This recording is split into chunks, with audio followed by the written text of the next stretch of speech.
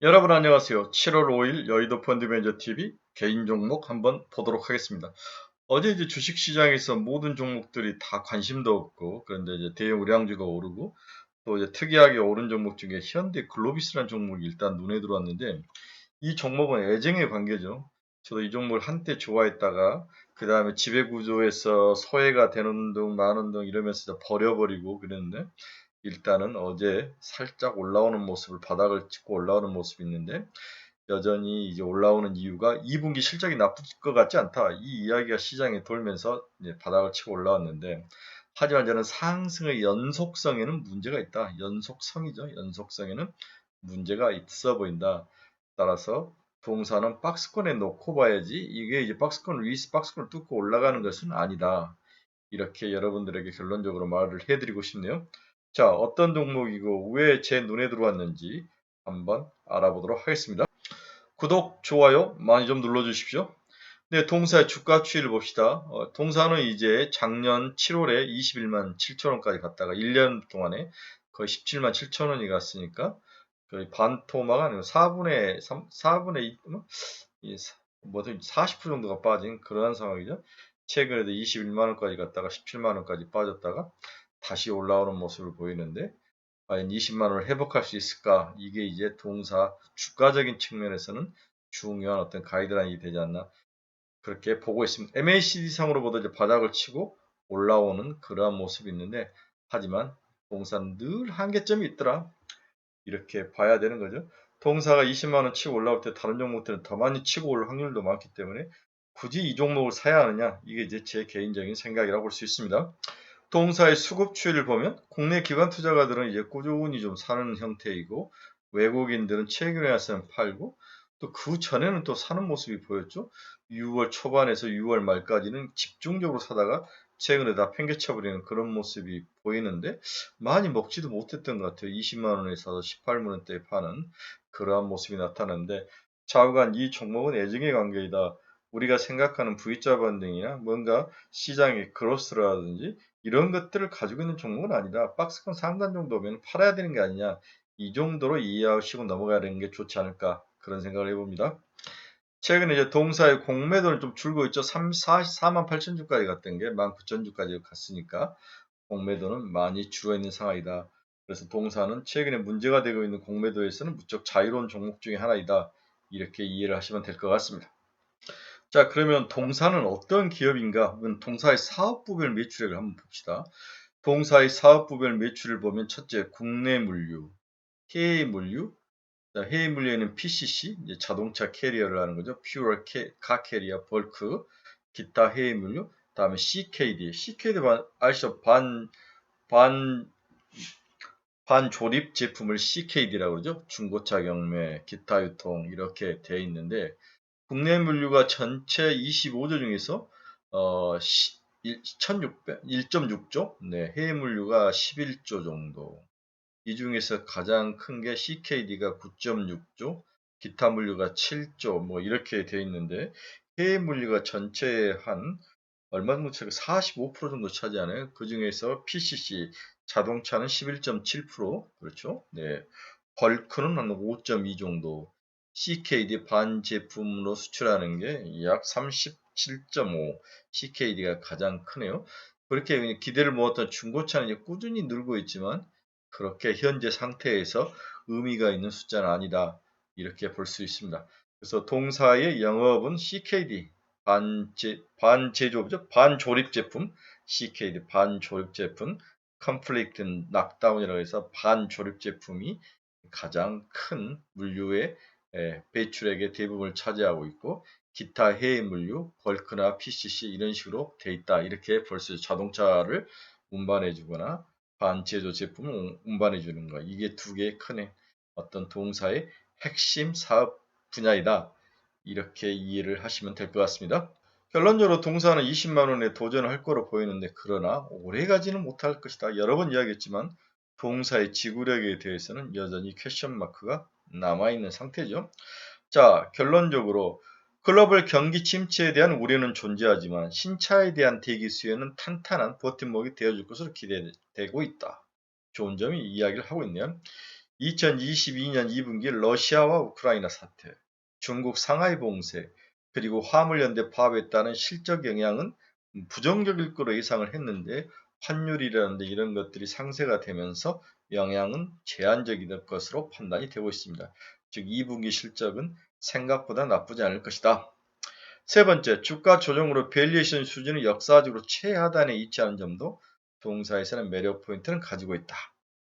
네 번째로 동사가 6월 16일 진행된 코퍼레이트 데이를 통해서 해운과 CKD 부분 등이 이끄는 소실적에 대한 전망도 있다고 이야기를 하면서 이 부분에 대한 기대감을 일단 높였습니다. 하지만 전체적으로 장이 무너지고 과연 해운이나 물류 쪽이 자동차 쪽이 올라올 거냐, 이 부분에 대해서는 퀘션 마크가 있기 때문에 올라오는 데는 한계는 있을 것이다. 이게 제가 보는 동사에 대한 결론이죠. 한 번 더 속사를 보도록 하겠습니다.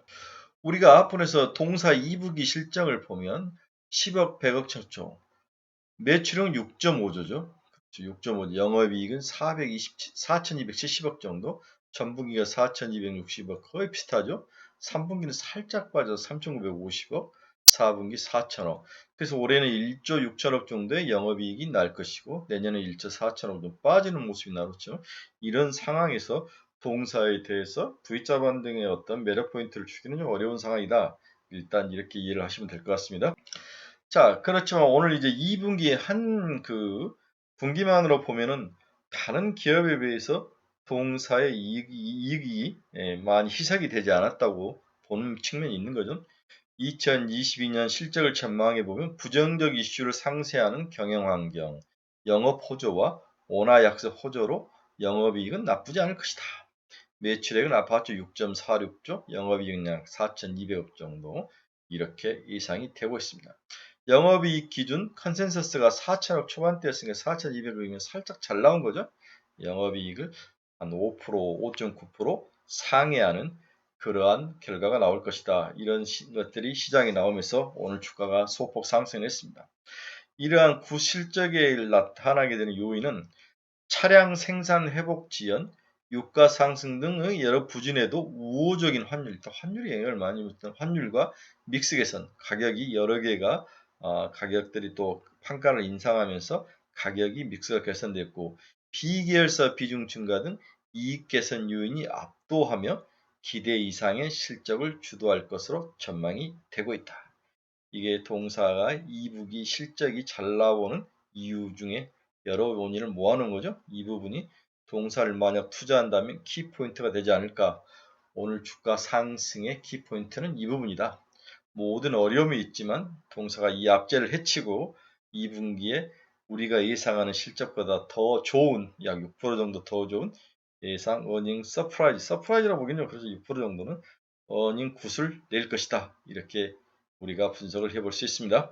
자, 우리가 항상 현대 글로비스를 공부하면 CKD라는 단어, SKD라는 단어, DKD라는 단어 이러한 어떤 물리에서 자동차 물리에 필요한 기본적인 소양이 좀 필요하죠. 아는 게 여기서 먼저 KD는 락키드 다운 약자로 분해한다는 의미죠. 그렇죠? CKD는 완전히 컴플리트 락다운 전부 다 분해했다. 반조제 뭐라 그러죠? 반조립 제품이라고 그러죠. CKD는 반조립 제품. 발음도 안 되는 반조립 제품 CKD. SKD는 세미 KD. 차체만 조립하고 엔진 같은 부품은 분해해서 들어오는 거. DKD는 뭐랄까 디스어셈블드 나키드 다운 완성차 생산 후 큰 덩어리로 다시 분해해서 들어오는 거. 어떻게 분해한 건지 모르지만 이렇게 여러 차체를 수출할 때 자동차 수출을 분해하는 이유는 수입국에서 완성차에 부과하는 높은 관세를 피하기 위해서죠. 그래서 관세율을 보면 완성차가 제일 많이 부과하고 DKD가 그 다음에 많이 관세를 부과하고 SKD가 그 다음에 관세를 부과하고 CKD 반조립 제품 CKD가 가장 세금을 많이 부과하지 않죠. 그러니까 모든 자동차의 물류 회사들은 자동차를 수출할 때 CKD 형태로 가는 거죠. 반조립 제품으로 가서 그 현지국에서 조립을 하는 그런 모습. 분해율, 공장 규모율, 현지 고용 효과, 현지 투자 규모 모든 것을 다 보면 CKD가 가장 매력적이다. 이렇게 볼 수 있습니다. 자, 여러분 이제 현대 글로비스를 공부할 때 CKD가 나오면 무슨 말인지 잘 볼 수 있죠? 반조립 제품이다. 반조립 제품. 이게 가장 세금도 적게 때리고 여러 면에서 유리한 수출의 한 형태가 CKD다. 이렇게 이해를 꼭 하셔야 됩니다.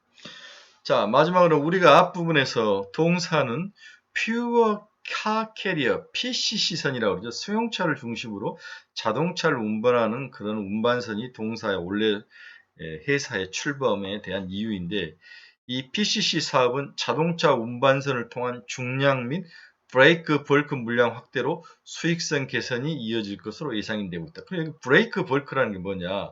브레이크 벌크라는 것은 포장하지 않고 입자나 분말 상태 그대로 싣거나 액체 상태로 용기에 넣지 않은 채 실은 화물을 말하는데, 건화물, 액체화물, 브레이크 벌크 등을 말하는 거죠.